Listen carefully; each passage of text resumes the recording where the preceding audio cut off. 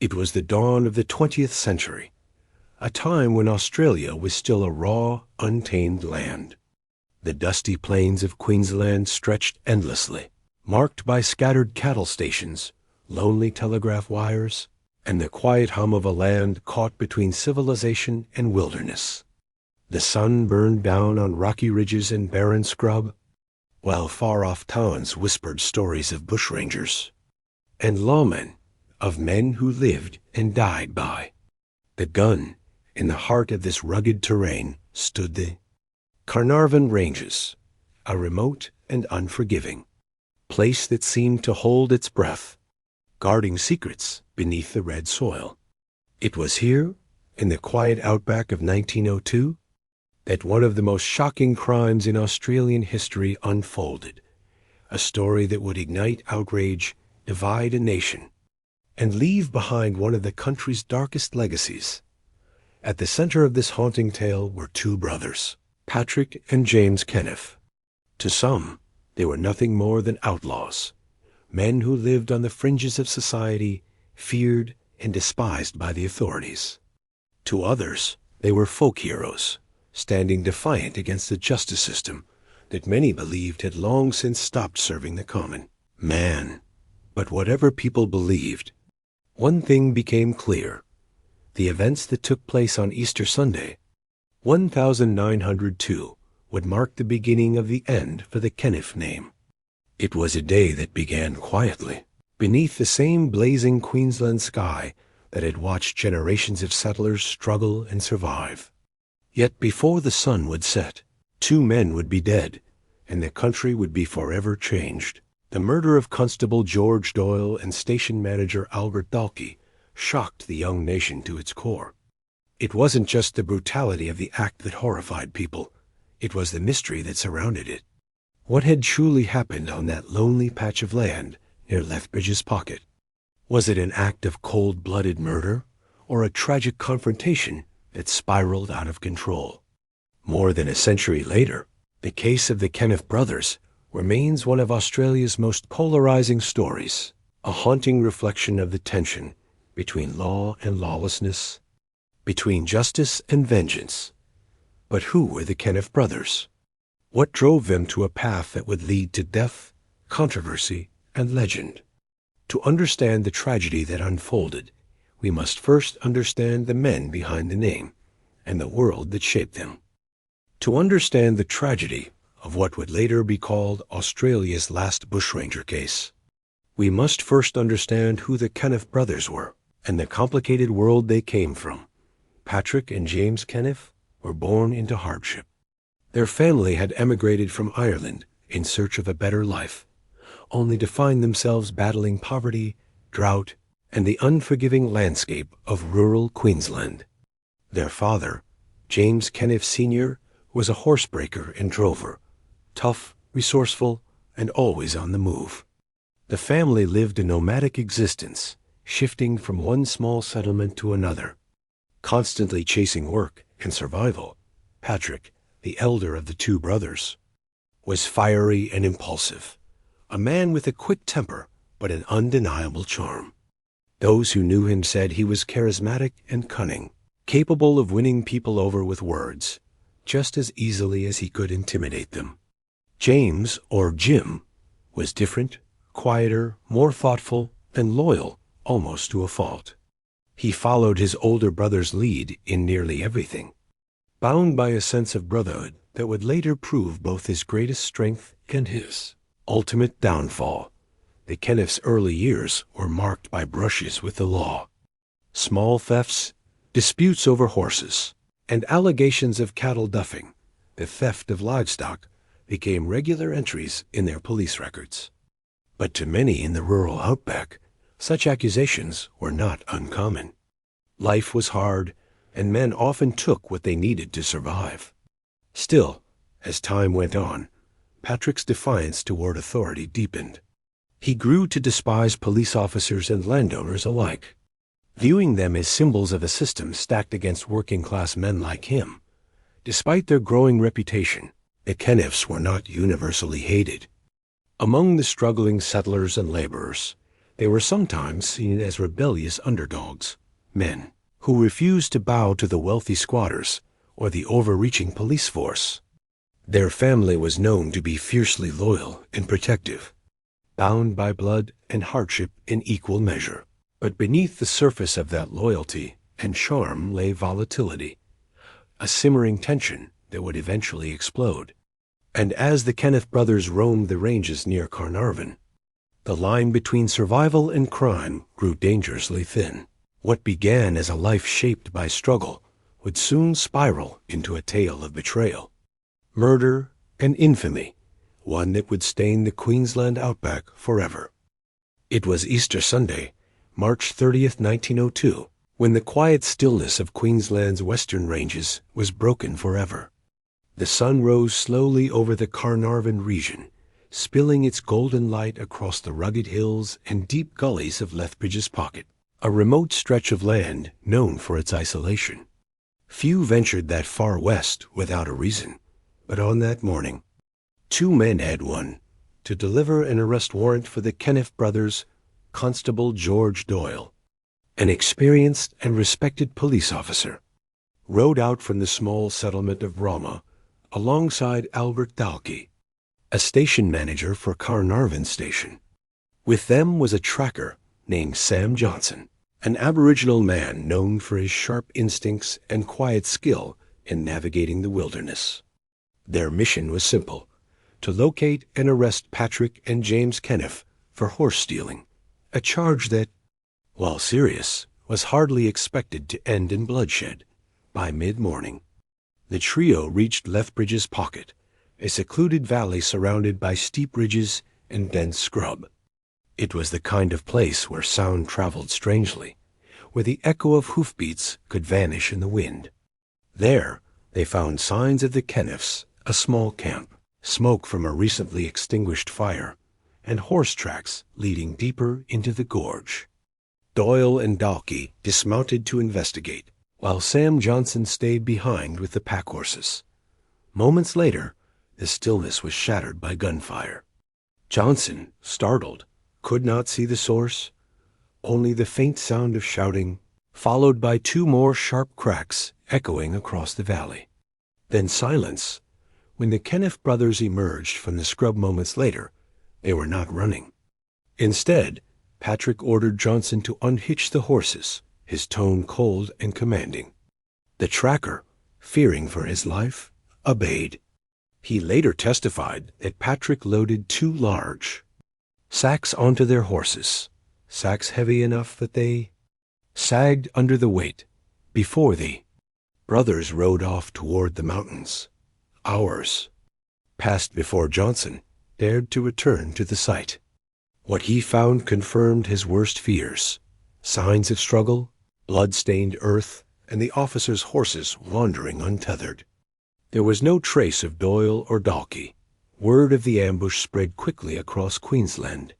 What began as a routine arrest had turned into a chilling true crime story, one that would spark the largest manhunt the colony had ever seen. But the question on everyone's mind was simple: had the Kenniff brothers really gone so far as to kill? And if so, what had driven them to such a brutal act? 2 days after the gunfire echoed across Lethbridge's Pocket, the grim truth of what had occurred began to unfold. When Constable Doyle and Albert Dalkey failed to return to Roma, concern quickly grew. It wasn't like Doyle to vanish without sending word, especially with such a high-profile arrest at hand. A search party was assembled, a mix of police officers, station hands, and local trackers who knew the harsh country well. They followed the faint traces left behind: broken branches, boot marks, and the deep impressions of horses that had moved quickly through soft soil. The trail wound its way across rocky ridges and down into narrow valleys before leading toward the area where Sam Johnson had last seen the Kenniff brothers. There, beneath a solitary gum tree, they made the discovery that would haunt Queensland for decades. Hidden in a shallow gully were the charred remains of two men, what little was left of Constable Doyle and Albert Dalkey. Their bodies had been burned beyond recognition, but fragments of their uniforms and personal effects told the story that words could not. A watch, half melted and blackened, still ticked faintly when it was found beside the ashes. The discovery sent shockwaves through the community. Rama, usually a quiet frontier town, was overcome with grief and outrage. For the police, it was. More than the loss of two of their own, it was an assault on the very authority of law and order in the outback. Doyle was remembered as a loyal and brave officer, while Dalkey, a respected station manager, had simply been caught in a deadly crossfire of duty and desperation. But what made the discovery all the more chilling was the deliberate nature of the act. The remains hadn't simply been abandoned. They had been burned, a calculated attempt to erase evidence, to hide the brutality of what had been done. As word spread across the colony, newspapers described the scene with words like ghastly and unprecedented. Rumors began to circulate, some claiming that the Kenniffs were hiding deep in the mountains, others suggesting they'd fled across the border entirely. But one thing was certain: the discovery had transformed the case from a routine arrest into one of the darkest murder mysteries in Australia's early history. And the question remained, would justice ever catch up to the men who had done this? The gruesome discovery of the burned remains at Lethbridge's Pocket marked the beginning of one of the largest and most determined investigations in Australian colonial history. Within hours of confirming the identities of Constable Doyle and Albert Dalkey, police mobilized every available officer in the district.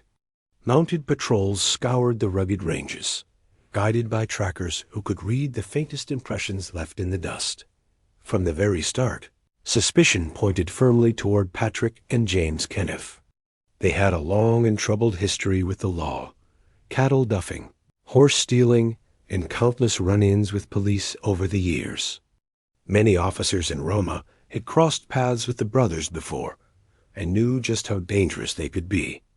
But this time, it was different. This wasn't theft or evasion. It was murder. Investigators pieced together what they could from the scene. Near the charred remains, they found fragments of horse gear, a burnt saddle strap, and what looked like the metal buckle from a police belt. The ground bore the marks of a struggle: deep hoof prints, scuffed soil, and signs that something heavy had been dragged before being burned. But it was the small details that told the most chilling part of the story. The watch that survived the fire had stopped at 3:45 p.m., believed to mark the time the murders took place. Empty cartridge shells found nearby matched those used by the police revolvers, suggesting that Doyle had fought back before he fell dot. As word spread, the people of Roma and neighboring districts rallied to help. Some offered supplies. Others joined search teams venturing deep into the Carnarvon Ranges, where the Kenniffs were believed to be hiding. For weeks, the bush echoed with the sound of hooves and shouts as lawmen and civilians alike joined the manhunt. Police theorized that Patrick and James had ambushed the two men when they attempted to make an arrest, that the encounter had turned violent, leading to the brutal killing and burning of the bodies. But there were still gaps in the story, unanswered questions that gnawed at investigators. Had the Kenniffs planned this from the start? Or had something gone terribly wrong in that remote, sun-scorched clearing? The answers, it seemed, lay hidden somewhere in the wilderness, and the chase to find them was only just beginning. In the days following the murders, the focus of the suspect investigation narrowed almost entirely on Patrick and James Kenniff, the notorious bushmen whose reputations had long preceded them. The Kenniff brothers were known throughout Queensland's western districts as skilled horsemen and cunning outlaws, able to vanish into the bush as easily as smoke fading into the horizon. But this time, their usual swagger had turned to silence. Witnesses came forward with chilling accounts. A boundary rider claimed he had seen the Kenniffs near Lethbridge's Pocket just hours before the killings, leading a pack horse and carrying what looked like rifles wrapped in cloth. Another local, a stockman named Sam Johnson, told police he overheard Patrick boasting weeks earlier that no policeman would ever take him alive. Whether that was empty bravado or a premonition of what was to come, no one could tell. When investigators finally reached the Kenniff camp, they found clues that seemed to tie everything together, and yet left them puzzled. Burnt scraps of clothing resembling a police uniform were found near their campfire.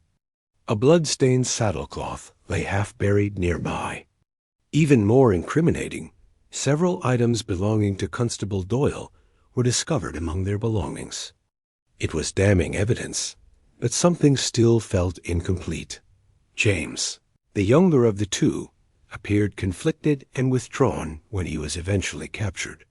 Witnesses said he trembled during questioning, his hands shaking as he denied killing anyone, but refused to explain what had really happened. Patrick, on the other hand, was defiant to the end, charming one moment, furious the next, claiming they were being framed by corrupt police and vengeful settlers. Some of the mysterious clues left behind only deepened the confusion. A set of boot prints leading away from the scene didn't match either brother's footwear. Several locals even speculated about a third man, an unknown accomplice who had vanished before the law could reach him. But despite these inconsistencies, the overwhelming suspicion remained fixed on the Kenniffs. Their criminal motives seemed both simple and senseless: revenge against authority, desperation, pride, or perhaps the thrill of defiance itself. Still, the question lingered. Were both brothers equally guilty, or had one man's violent temper sealed the fate of them both? As the hunt drew closer, the line between fact and legend began to blur. What really happened in that desolate patch of bush remained clouded in fear, rumor, and the unforgiving silence of the outback. When news of the Kenniff brothers' arrest broke, it spread through Australian newspapers like wildfire. The story had everything the press could dream of: danger, defiance, lawmen, and blood spilled in the lonely expanse of the Queensland outback. For weeks, the Kenniffs dominated front pages across the nation. Headlines painted them as the last bushrangers, a chilling echo of an era most thought long gone. In Queensland, the tone was furious. The murder of a police constable was seen as an unforgivable crime, and the media's portrayal reflected that outrage. Editorials demanded swift justice, describing Patrick and James as wild sons of the bush, relics of a violent frontier past that had no place in modern Australia. Yet elsewhere, particularly in the smaller rural papers, the coverage took a different tone. Some portrayed the brothers as victims of social inequality, men born into hardship, pushed to the margins by powerful landowners and corrupt police. This division in public perception gave the case a haunting duality. Were the Kenniffs savage murderers, or were they tragic outlaws, desperate men fighting a system stacked against them? Letters poured into newspapers from readers all over the country. Some called for execution. Others pleaded for mercy. It became, in many ways, a viral true crime story of its time, retold in taverns, church gatherings, and railway platforms alike. Sensational rumors soon followed. One paper claimed the brothers had hidden a cache of gold near Lethbridge's pocket. Another insisted that a secret accomplice was still at large. Illustrations of the brothers' faces, stern and defiant, were printed and sold as collectible cards. Even people who had never set foot in Queensland felt they knew the Kenniffs. By the time the case reached court, the brothers were no longer just men on trial. They were symbols, embodying both the romantic legend of the outlaw and the brutal truth of the frontier. The media's obsession had turned their story into myth, ensuring that, guilty or innocent, the Kenniffs' names would never fade from Australia's haunting criminal history. When the Kenniff brothers finally stood before the court in November 1902, the world seemed to pause. The courthouse in Brisbane was packed beyond capacity. Reporters, onlookers, and families all crowded together, desperate to witness what had become one of Australia's most sensational courtroom stories. But beneath the noise, a sense of unease lingered. This was not just a trial of two men. It was the trial of an entire era, the bushranger spirit clashing against the dawn of modern justice. The evidence presented by the prosecution was both circumstantial and chilling. Blood-stained belongings, fragments of burned clothing, and the testimony of Albert Dalkey, the surviving witness, painted a grim picture. According to Dalkey, the brothers had ambushed him and Constable Doyle, and after Doyle's death, they destroyed the bodies in a desperate attempt to erase the evidence. But the defense argued fiercely that there was no direct proof tying Patrick or James to the murders. They insisted Dalkey's testimony was inconsistent, that the physical evidence was too weak to convict. Despite the uncertainty, public sentiment had already shifted. The media's portrayal of the brothers as ruthless killers weighed heavily on the proceedings. After hours of deliberation, the jury found both men guilty of murder. Patrick Kenniff, defiant until the end, was sentenced to death. James, his younger brother, received life imprisonment, spared only because of his perceived lesser role. Patrick's final moments were calm, even eerily composed. On January 12, 1903, he was executed at Boggo Road Jail, maintaining his innocence to the very end. "I die innocent," he said, his words echoing across the courtyard. But even as the case appeared closed, doubts refused to fade. Some locals swore the brothers had been framed. Others believed the evidence had been mishandled, that the truth had been buried along with Constable Doyle. And so, despite the verdict, the Kenniff brothers' story never truly found peace.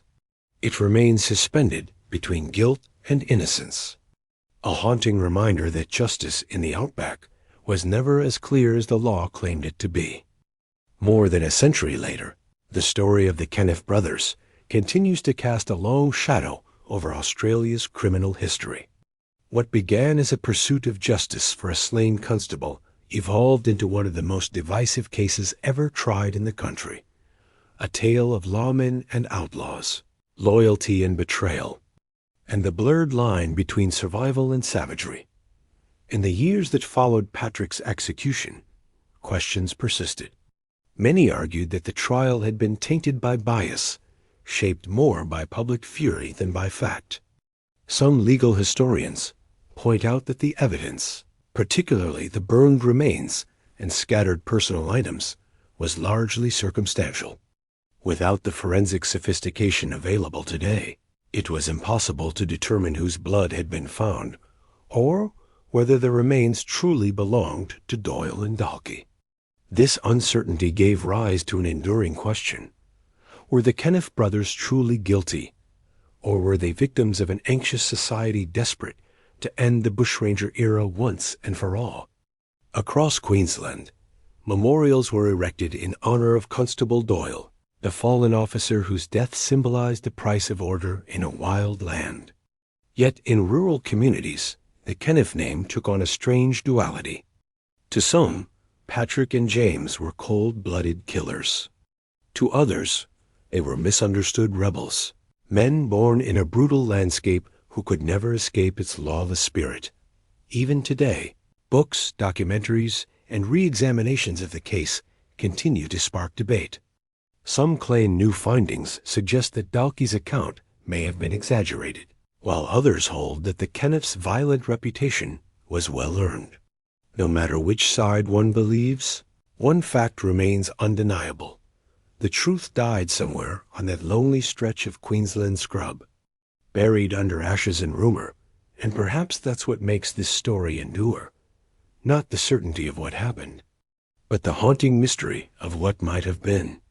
Because when justice meets legend, it's rarely the facts that survive, only the echoes. And so, more than a century later, the story of the Kenniff brothers remains one of Australia's most haunting true crime stories, a chilling reminder of how easily truth can blur with legend. In a world still divided by justice and mercy, their tale stands as a symbol of both: the struggle between law and rebellion, and the heavy price paid when human lives are caught in between. Constable Doyle and Albert Dalkey have long since faded into the annals of history. Yet their names, like those of Patrick and James Kenniff, continue to echo through dusty archives and quiet town memorials. Some see tragedy, others defiance, but everyone feels the same lingering chill, that uneasy awareness that the full story was never truly told. If this story moved you, consider subscribing, not just to hear another case, but to help keep the voices of the forgotten alive. Because behind every unsolved mystery lies a lesson, and a name that should never be lost to time.